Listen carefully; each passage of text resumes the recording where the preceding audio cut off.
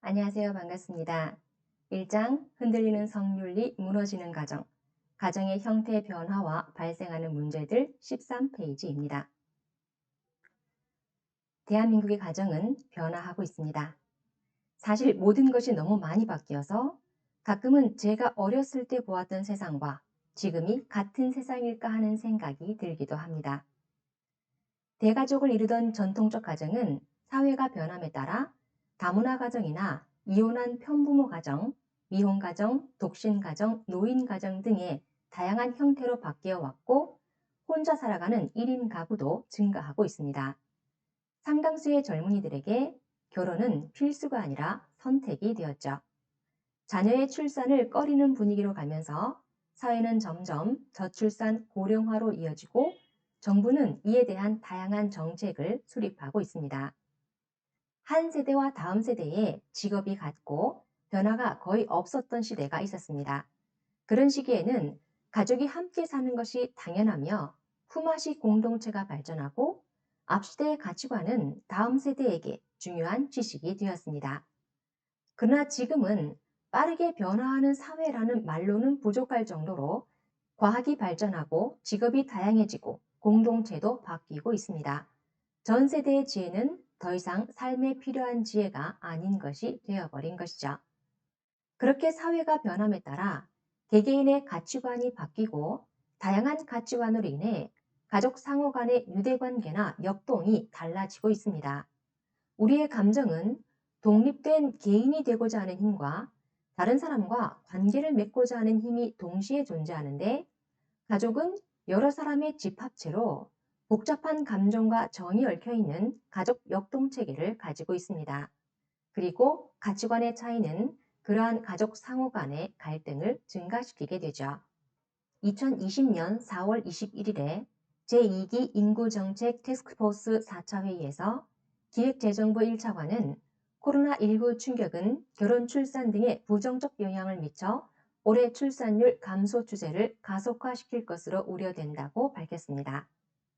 통계청에 따르면 2019년 출생아 수가 30만 3천 명, 30만 명대를 간신히 턱걸이해서 합계 출산율은 0.92명을 기록했습니다. 그리고 2020년에는 신종 코로나 바이러스 감염증의 여파까지 더해져서 출생아 수는 사상 처음 20만 명대를 기록했다고 합니다. 출생아의 수는 줄어드는 반면 65세 이상 고령 인구는 증가하고 있기 때문에 사망자 수도 늘어나는 추세에 있고 따라서 인구 자연 감소가 한층 빠르게 진행되고 있습니다. 통계청은 고령 인구가 2017년 707만 명에서 2025년 1000만 명을 넘어서고 2050년에는 1901만 명까지 증가할 것으로 예상합니다.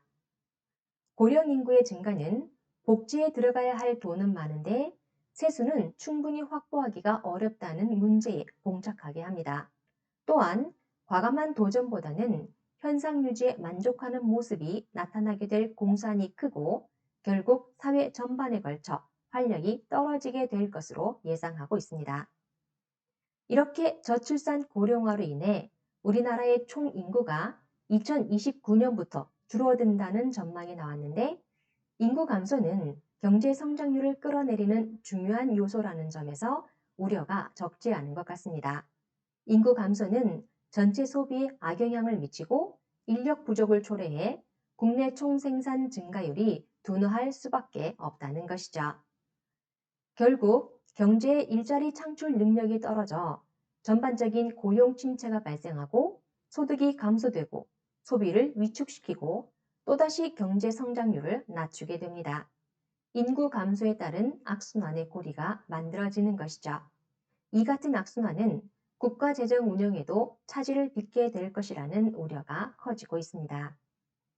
이와 같이 통계청이 제공하고 있는 자료들에 대한 분석은 제4차 산업혁명 시대를 살고 있는 현대인들에게 사회 변화에 대한 적극적인 대응책을 찾게 하고 있습니다. 대한민국은 현재 저출산, 고령화, 인구 감소에 직면하고 있고 그 영향으로 가족의 형태가 다양해지고 가족 상호 간의 갈등도 증가하고 있습니다. 가족은 가장 오래된 사회 제도이고 문화 현상이며 개개인의 삶의 원천이 되는 혈연 공동체입니다. 어려운 일이 있을 때 가족에게 서로 의지하고 공감하는 것은 인류 역사를 통해 변치 않고 전해 내려오는 근본 가치인 것입니다. 우리는 4차 산업혁명의 시대에 살고 있다고 말합니다. 현실 세계에서 벌어지는 똑같은 세계가 온라인 세계에 있다는 것이죠. 식재료를 사러 마트를 가는 대신 온라인으로 주문하고 서점에 가는 대신 인터넷 서점을 이용하며 은행을 가는 대신 온라인 뱅킹을 이용합니다. 대면 시대가 비대면으로 바뀌고 기존의 일자리가 없어지고 새로운 일자리가 대체하고 있습니다. 이러한 변화의 과정에서 중간 과도기에 있는 청년들은 사라진 일자리와 아직 생겨나지 않은 일자리의 공백 속에 경제적으로, 심리적으로 매우 힘겨운 시기를 보내고 있습니다. 사실 인류는 역사 속에 많은 변화와 위기의 시대를 맞이하면서 발전을 거듭해 왔습니다. 과거 구석기 신석기 시대를 거쳐 철기 시대와 르네상스를 지나 산업시대를 맞이했고 이후 산업화의 한 획을 그을 혁명들이 일어났는데 우리는 이를 산업혁명이라 부릅니다. 1차 증기기관, 2차 전기에너지, 3차 컴퓨터를 거쳐 지금은 4차 산업혁명, 인공지능과 빅데이터의 시대가 되었습니다. 이러한 변화의 과정은 항상 혼란과 발전이 공존하고 기존의 지식은 폐기되고 새로운 문물은 새로운 지식을 요구하며 새로운 질서와 공동체를 만들어내었습니다.